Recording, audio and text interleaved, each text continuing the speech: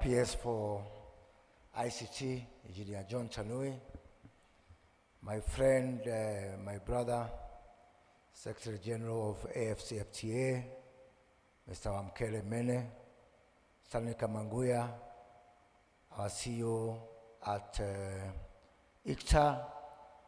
I think we have JP, our CEO from Konza, Mama M-Pesa,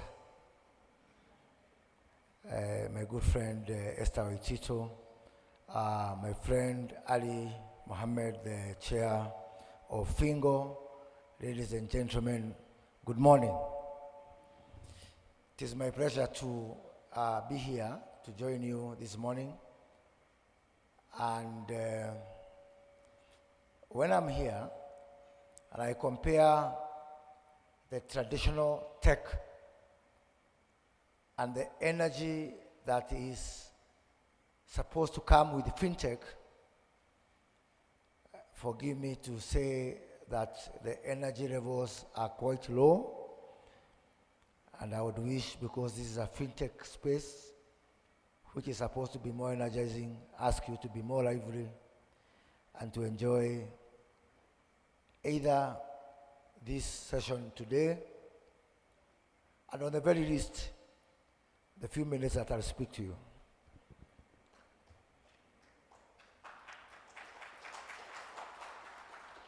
We all know that technology is not only the next big differentiator between the old economy and the new economy, particularly in Africa,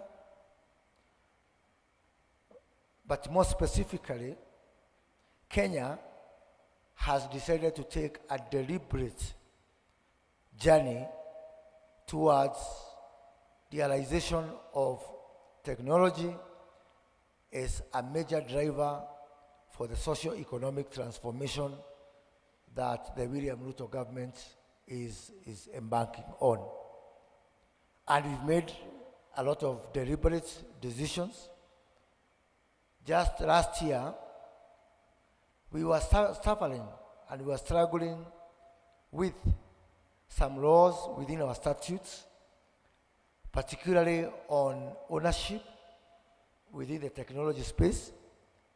And I am very pleased to say that as of today, we have knocked down all barriers for entry, for tech investors, for hosting services, for any sphere within the tech value chain, like was the case before. We have continued to take very liberal approaches as a country on matters technology. I remember John Michuki, the late, and may Lord rest his soul in peace. He once told me of a story of how he licensed M-Pesa. He was the Minister for Finance when M-Pesa was licensed. So somebody went from Safaricom and challenged John Michuki that you can send money through your phone. And John Michuki, he was not a very easy man to deal with. So he almost drew out the person from Safaricom. And when the person insisted, John Michuki said, give me that phone, sent money to his farm worker in Kagema, somewhere not very far from Nairobi. And then when the farm worker received the money, John Michuki called him and said, is it true? He said, yes. Have we even paid every other worker in this compound? And John Michuki said, bring that paper. And that's how he licensed M-Pesa.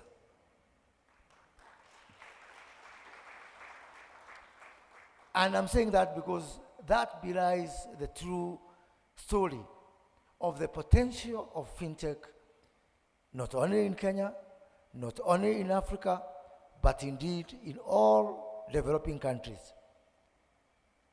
In our country, the working class, the workforce, consists of some 19 million men and women.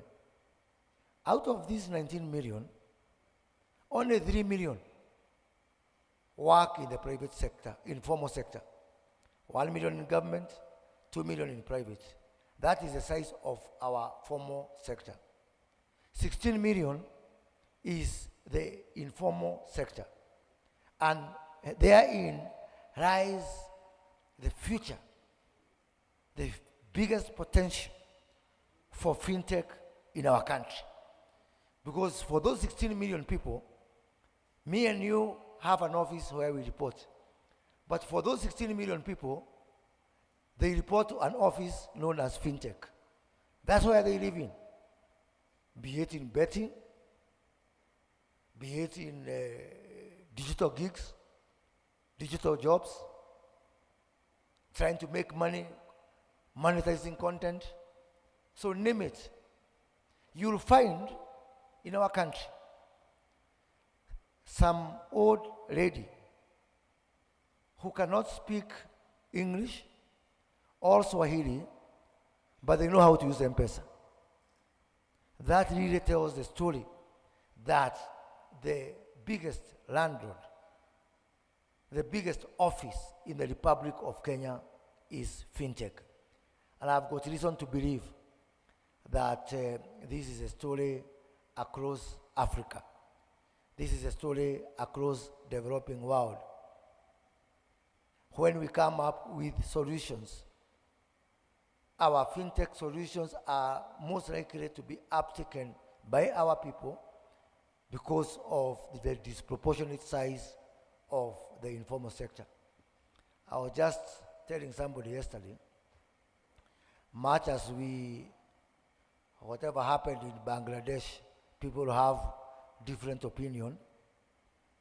It is a fintech man, Mohammed Yunus of Grameen Bank, who is now the acting president of Bangladesh, put into power by the people. That is the power of fintech. That when we come with solutions which are specific, which are targeted, which are realistic to where the bulk of the population is, then we start to win.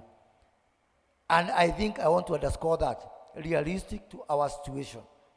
Because I am a widely traveled person, and I've worked in this space, in both financial space and technology space, across all continents of this world.